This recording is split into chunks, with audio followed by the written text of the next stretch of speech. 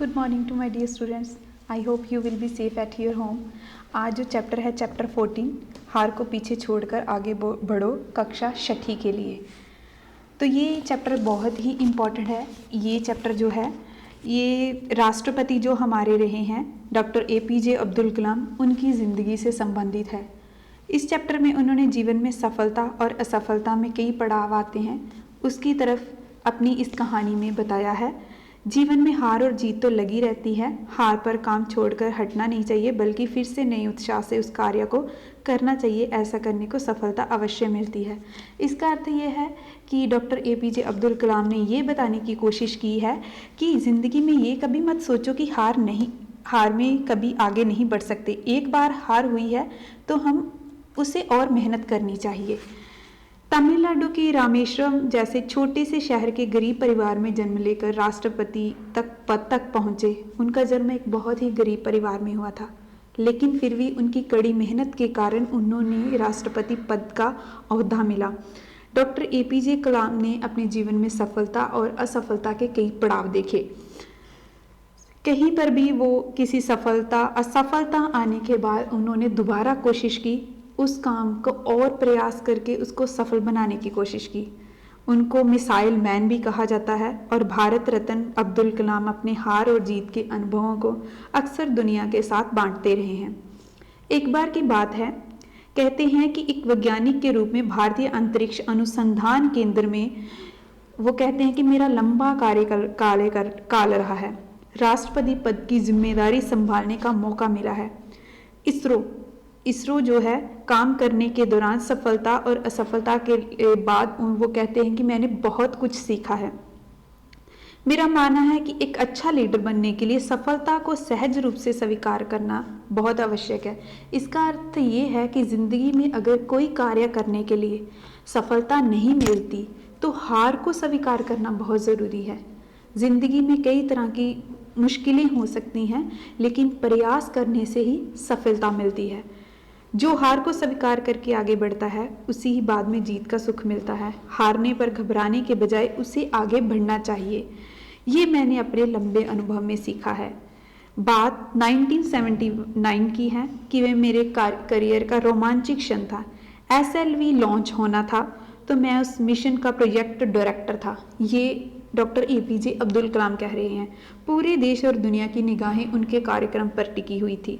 बाहर का मीडिया का जमावड़ा लगा हुआ था, लेकिन क्या होता है कि कंप्यूटर की स्क्रीन पर यह संदेश फ्लैश होता है कि कोई तकनीकी परेशानी आ गई है। ये बहुत ही चिंता की बात थी।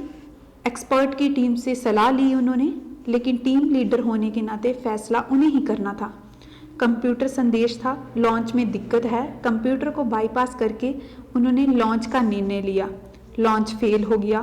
फैसला करने से पहले कई बातें वो कहते हैं कि दिमाग में आती हैं कि फैसला लेने के लिए हमें साहस करना पड़ता है। अच्छे बुरे परिणाम के लिए खुद को तैयार करना पड़ता है। अगर आपने किसी ज़िंदगी में कोई फैसला लेना है, किसी कार्य के लिए जिम्मेदारी ली है, तो उसकी सफलता और असफलता की भी जिम्मेदारी खुद पर हो जाती है।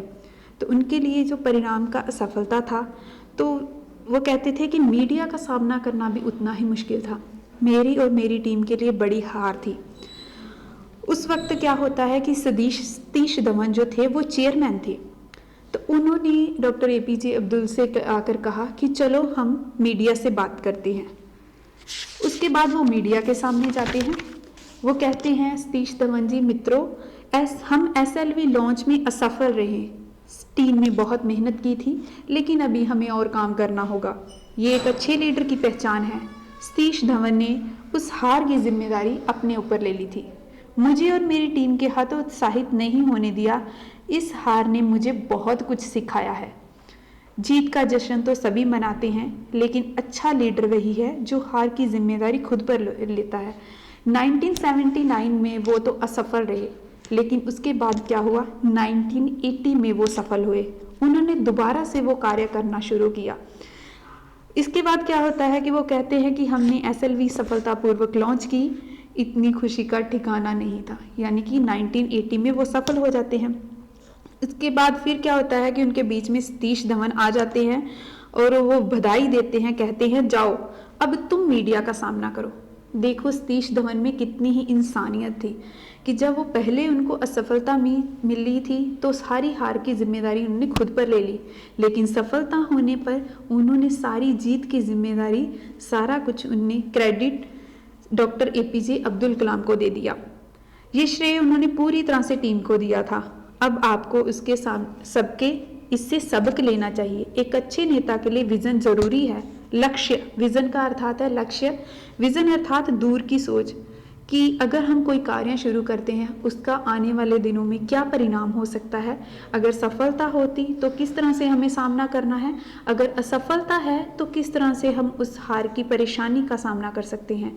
इसके लिए लीडर में दूरदृष्टि होनी चाहिए। इसके साथ ही लीडर टीम को एक लक्ष्य की ओर भी ले जाता है। लीडर में अपने विजन को पूरा करने के लिए जुनून भी होना चाहिए। अपने सपने को पूरा करने के लिए लीडर को जुनून के साथ काम में जुट जाना चाहिए। इससे सफलता ही मिलती है। जब आप कुछ बड़ा काम करेंगे तो परेशानी तो आएगी, जैसे कि जिंदगी में कुछ भी नया कार्य करना हो तो वहाँ पर परेशानी आती है, बहुत कुछ सीखना पड़ता है, समस्याएं आती रहती हैं, लेकिन हमें समस्याओं से कभी भी घबराना नहीं चाहिए। दूसरी बात एक और उन्होंने कही है कि लीडर के अंदर यात्रा करने की भी इच्छा होनी चाहिए। ऐसे इलाकों में जाने की हिम्मत होनी चाहिए जहां पर पहले कोई भी नहीं गया हो। इस क्षेत्र की खोज जो पहले अनदेखा हो। मैंने देश के अलग अलग क्षेत्रों में काफ़ी यात्राएं की हैं। मैं देश के लाखों बच्चों से जिनसे मिला हूँ, जिससे उन पर आप अपनी बात पहुँचा सकूँ, ये आवश्यक है। इसके बाद जैसे कि बैक एक्सरसाइज में कुछ वर्णविशेष दिए गए हैं।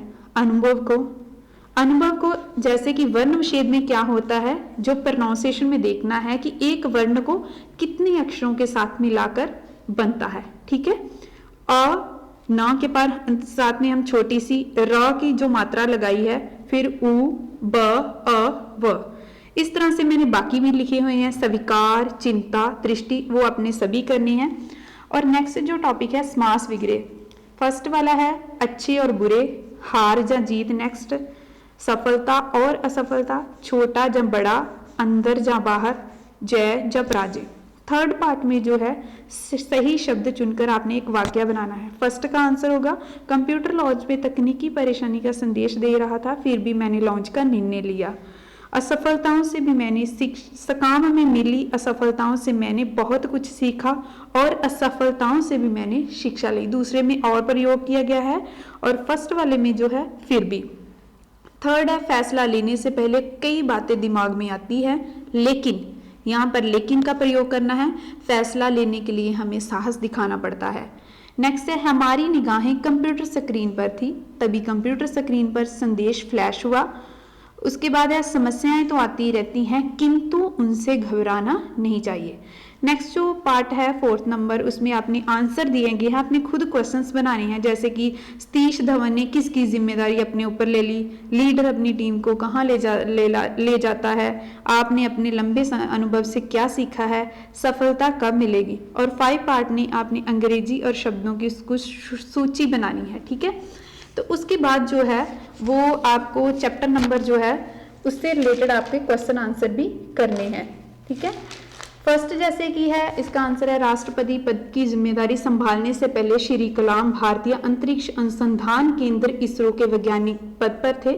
श्री कलाम ने अपनी और अपनी टीम के लिए हार उनकी अपने निर्णय को कहा, जिसका परिणाम था असफलता। अच्छे लीडर को अपने विजन को पूर्ण करने के लिए जुनून के साथ काम में जुट जाना चाहिए। पाठ के अनुसार लीडर में ऐसे इलाकों की यात्रा करने की हिम्मत होनी चाहिए जहां पहले कोई ना गया हो। और नेक्स्ट जो दीर्घ उत्तरी हैं वहां पर फर्स्ट का है श्री कलाम के अनुसार अच्छा लीडर बनाने के लिए असफलता को सहज रूप से स्वीकार करना बहुत आवश्यक है। हारने पर घबराने की बजाय आगे बढ़ो। सेकंड एसएलवी लॉन्च के समय अचानक कंप्यूटर स्क्रीन पर संदेश फ्लैश हुआ कि तकनीकी परेशानी आ गई है, जो कि चिंता का कारण बन गई है। श्री कलाम ने सतीश धवन के नेक्स्ट है श्री कलाम ने सतीश धवन के विजन यानी कि दूरदृष्टि के गुण के कारण उन्हें अच्छा लीडर कहा है। उन्होंने हार की जिम्मेदारी अपने ऊपर ले ली। फोर्थ है व्यक्ति को काम में आने वाली परेशानियों से घबराना नहीं चाहिए, बल्कि उससे जूझना और उन पर विजय प्राप्त करना चाहिए। इसके साथ ही आपने जो चैप्टर नंबर 14 की पेज नंबर 103, 104 एंड 105 को अपने कॉपीज पर भी लिखना है, इसके साथ साथ ही इसको लर्न करना है। Thanks and have a nice day.